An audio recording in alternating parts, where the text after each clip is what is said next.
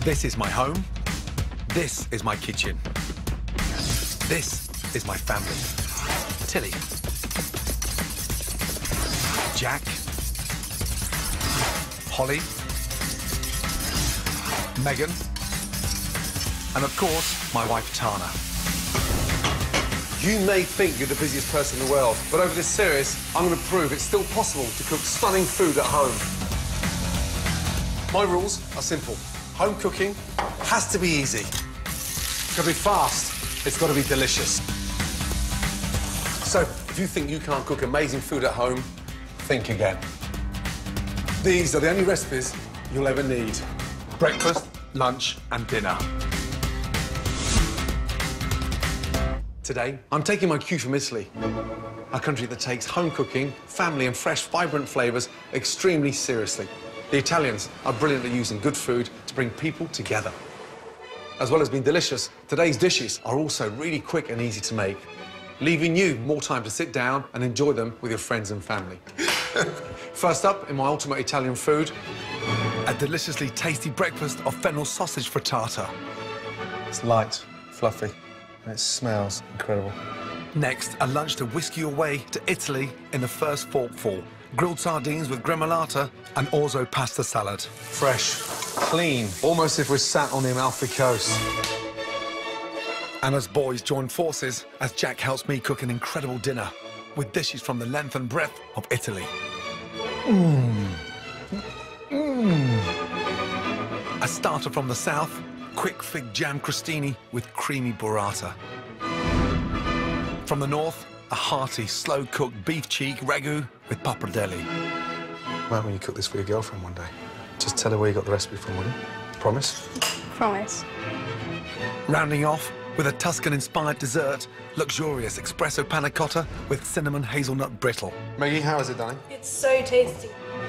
Follow these ultimate recipes and you too can embrace breakfast, lunch and dinner the passionate Italian way. Starting with breakfast, a fennel sausage frittata. The exciting thing about frittata is the fact there's no set recipe, because it's basically eggs or whatever else you have left. For me, the secret of a good frittata is in the sausage. Nice hot pan, onions in. Generous on the onions. Heat, nice and high. Season. Fennel seeds to give the onions a really nice flavour. Everyone's used to cooking sausages whole, but it's a really nice way of using them, take them out of their thin skin. And what we're going to do is crumple all that wonderful, spicy fennel sausage into the onions. It's going to release all that flavour a lot quicker. Really important to keep that gas nice and high. And the longer you caramelise the sausage, the more flavour you're going to gain. 6 whole eggs. Give your eggs a really good mix. Flat leaf parsley, a staple in Italian cooking. Chop it, quite rough. Some parmesan. It gives a really nice seasoning. Fresh pepper, and a little touch of salt. And then get it in there. Run your fork through it, so when you slice it, no one's complaining they've got less sausage. I'm gonna make it even more Italian by topping it with some buffalo mozzarella. Dry it, and then slice it nice and thinly. Twist it. Mozzarella in. And then finally, finish it with that Parmesan cheese. Get the top just as tasty as it is at the bottom. My frittata needs 3.5 to 4 minutes under a red-hot grill. To achieve the best results, always ensure your oven or grill are preheated to the perfect temperature. She's ready. This is the thing I love about Italian cooking. It's about sharing, but always focusing on the ingredients. Look at that. I mean, it's incredible. A little shake of the pan to make sure it comes out, and then spatula underneath, and just leave it. It's light, fluffy, and it smells incredible. And that, for me, is a dream come true. It's amazing how far you can take 6 eggs and 2 sausages. Wow. Spicy fennel sausage frittata, my ultimate Italian breakfast. It's a cracking start to the day.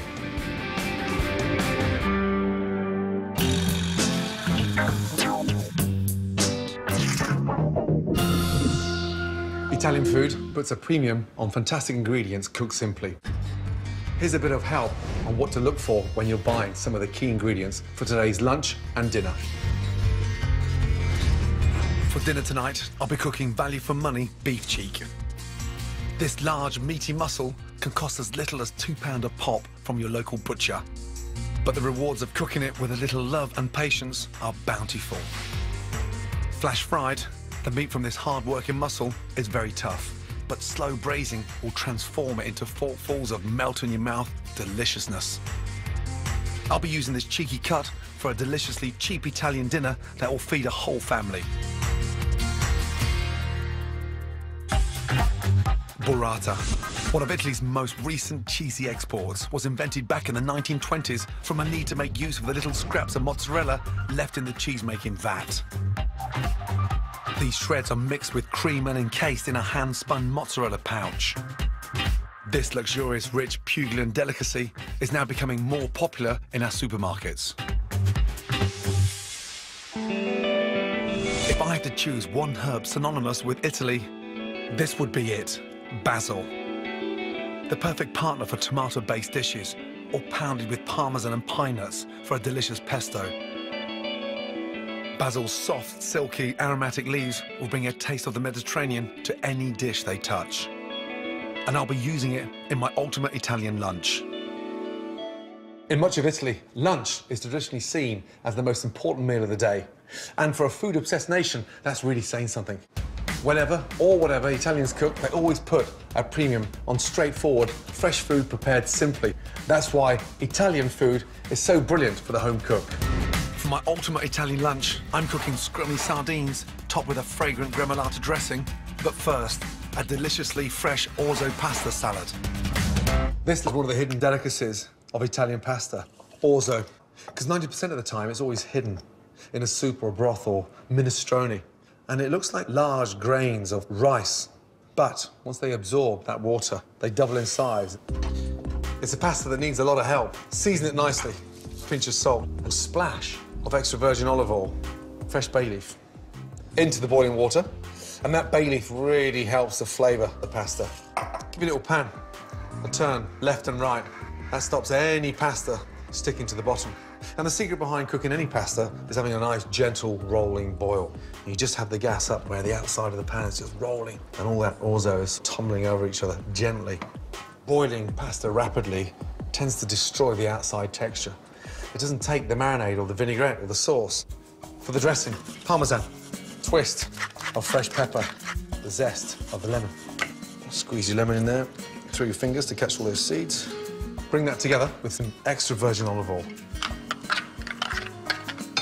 Pine nuts taste delicious. Toasting them just elevates them. After 8 minutes, my orzo is perfectly al dente. Drain it, a little bit of cold water through it. Slows the cooking process down, but stops it from going mushy. It's the size of pumpkin seeds now. A drizzle of olive oil and into the vinaigrette whilst it's still warm. Just above room temperature. Because the warmer the pasta, the more it absorbs the vinaigrette. And now, some texture. Roquette, not finely chopped. And the fresh basil as well.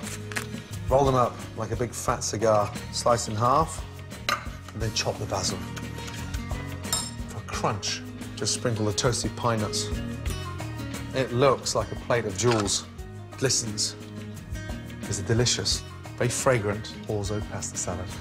Now for the sardines. Incredibly healthy and absolutely delicious grilled. Never ever be intimidated on looking for fresh fish. It's about the condition of the fish. Bright eyes, fresh gills, nice bright red interior, and the firmness of the flesh. Almost you could stand the fish up on its own. It needs to be that fresh. The best way to get flavour into a sardine is to grill it. Light seasoning, olive oil, and just roll the seasoning around. Get your rosemary, peel off a few of the little shards at the end so it's a little bit sharp. Push the rosemary in, almost like you're threading. Makes them so much more flavoursome. Never be scared of those fine little bones. I remember growing up with sardines, tinned sardines. You didn't turn your nose up at the bone. Once the griddle pan starts to smoke, lightly drizzle, and then sardines on. 2.5 to 3 minutes each side. Now for the gremolata. a vinaigrette that sits beautifully well on the sardines. Fresh leaf parsley, just run the knife once. Nothing worse when you over-chop parsley and all that delicious flavours left on the board. The zest and juice of an orange and a lemon. Just going to turn them now. Gremolata is about fragrance, natural flavours. Brilliant for grilled meats as well. A little touch of salt and pepper. And then olive oil, just to bring it together. The garlic, I almost want to be like a secret weapon in there. Grate it. Bring that together. You've got a very fresh, clean gremolata. Almost if we're sat on the Amalfi Coast. Off. And then whilst the sardines are still nice and warm, and just thinly coat the gremolata. I'd like the parsley and the garlic to sit on top, and that citrus from the lemon and the orange to sort of dive underneath. You can see why Italian cuisine rides on the freshest and the simplest execution. They allow their ingredients to become the hero, not the chef. Also salad with stunning grilled sardines. Wherever you eat this dish, it will fill your senses with the sun and the sea of the Mediterranean. Delicious. Next, us Ramsey boys clubbed together to cook a three-course Italian dinner. Pappardelle with a sumptuous slow-cooked beef ragu made with lots of cheek. A fast and fruity fig jam crostini. And a classic Italian dessert to die for. Oh my gosh. Your sisters are going to love you even more now, you know that. One of the things I really admire about the Italian approach to food is not just how they cook, but how they eat and enjoy food too. It's very, very relaxed, and it's all about sharing great food with friends and family. Our home life is pretty hectic, so when we're all at home together, we try and have a bit of Italian spirit at mealtime. Cheers, Nan. Cheers, Nan. Right, my ultimate Italian dinner. This is one of the kids' favourites, and I've got Jack helping me in the kitchen. We're hoping to wow the family with an amazing quick fig jam crostini with creamy burrata and a hearty main of beef cheek ragu with pappardelle. Beef cheeks. Just think the size of your little cheeks, yeah? Imagine the size of the cow with them. And the cheek is right underneath here, yeah? I want you to give them a really nice season with salt and pepper on there, please. So, beef cheeks, very cheap. A cut that takes sort of a long time to cook. Yeah. But give it a bit of love, let it cook in the oven. It comes out like a dream. A little touch of oil in the pan. What we want to do is get them really nicely coloured. Seared. Seared into the pan. Oh, cool. Lay away. See what that is? Sitting at the dock of the beach. bay. Bay. Beach. And then I want the onion chunky because we're going to cook it for like 3.5 hours. So you go down, down, down, and then again there and there. So it doesn't overcook. So a really good colour on the cheeks like that. So how do you cook these at restaurants if they take so long? They go in the oven literally 6:30, 7 o'clock in the morning. 3.5, 4 hours to be ready for lunch. And the longer you leave them in their juices and the cooking liquor, the better. 3 nice cloves of garlic. Good. Onions in and garlic in, please. Nice. Where's your bay leaf? There it is. Nice. Good. Get those onions and that garlic really nicely coloured. Put the cheeks back in, please. Right, red wine in. Cool. OK, and the red wine is going to deglaze the pan. So deglaze will basically sort of rinse all that flavour off the bottom of the pan. Yeah. OK, because that's going to make the most amazing sauce. Now, you could use tomato puree, but chopped canned tomatoes, it'll make a much better sauce. I'm going to top that with some stock. So the secret of braising is having little of the meat exposed and 90% of it submerged. See them now? Yeah. They're like little crocodile heads popping up out the water. Turn the gas off and leave the lid just off at the end there. If we had to cover it completely, the steam hits the top of the lid and all that water comes running back down. Like it's solar still. That's right. In the oven, 140, 150, for about 3.5 to 4 hours. Good job. Boom. For pudding, I'm making one of my absolute favourite Italian desserts, panna cotta with that quintessentially Italian flavouring, espresso. Start by immersing 2 leaves of gelatine in cold water and leave to soak. Into a small saucepan, add caster sugar, cream, milk, sugar, and a shot of good strong coffee. Gently bring to a simmer and remove from the hob. Squeeze out the soaked gelatine leaves and stir into the hot cream until completely dissolved. Pour your cream mixture into a jug and fill your moulds just short of the rim. Rinsing your moulds in cold water before filling will make it easier to get your panna cotta out once it's set. Leave in the fridge for at least 2 to 3 hours or overnight.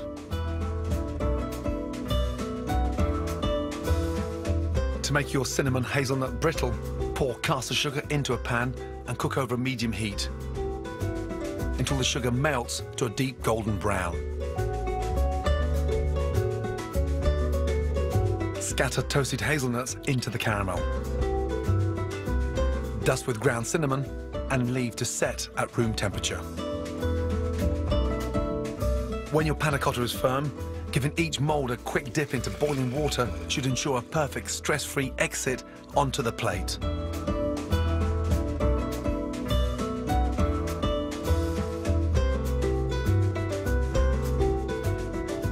Dressed with a shard of crunchy hazelnut brittle, nothing could be so deliciously elegant. Right, Captain Jack, quick run through.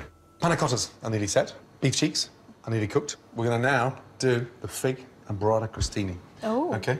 To take the figs, we're going to make a nice, slightly spicy fig jam. Take off the tops. Yeah. In half, and each half into 3. Sugar, a touch of salt in there. OK? We're making a jam, but we don't want it to be too sweet. And then these little babies. What are they? What's the shape? Stars. Star anise. Star anise, taken from the aniseed plant. Yeah. And when you dry them like that, so intensifies the flavour. Really important to count how many you put in there, OK? Yeah. So 1, 2, 3, 4, 5. So they're just there for flavour and then take them out? That's right. The secret here is to get that caramel going. So when I hear of jam, I don't think of caramel. No, but this is a very fast jam. Caramel's starting to colour. I want you very carefully to drop the figs in there. Good. So the juice out of the figs is starting to break down the caramel. You know what that is? Balsamic vinegar. I love that on my salad. Got that sort of sweet and sour flavour. Leave that cooking for 3 or 4 minutes. Now let's slice our ciabatta. In Italian, crostini means little bits of toast, but it can be made out of leftover baguette, sourdough, or any crusty, open-textured bread. We're staying authentically Italian with ciabatta. Season them, and then drizzle a little touch of olive oil on there. Both sides, really important, because we're going to grill the bread. Push it down. Puts a lovely Very taste. lovely. Take it off. With the ciabatta toasted, we need to carefully extract the star anise pods from our piping hot fig jam. Right, Jack, we've got 1 little bugger to find. Oh, no. Yep. Is it there? Yes, it is. Right. Now we've got the green light to crush. So all the skin's disintegrated in that caramel. That looks so nice. While Jack carefully spreads the crostini with our hot fig jam, I can unveil the last element to our starter, the creamy Italian speciality, burrata. Our little money bags. Looking delicious. This looks fun. Doesn't it? We need to season them lightly, drizzle over a little olive oil, and dust them with lemon zest. Can you imagine that? Sat there, and you tear some of that off and you stick it on top of that, and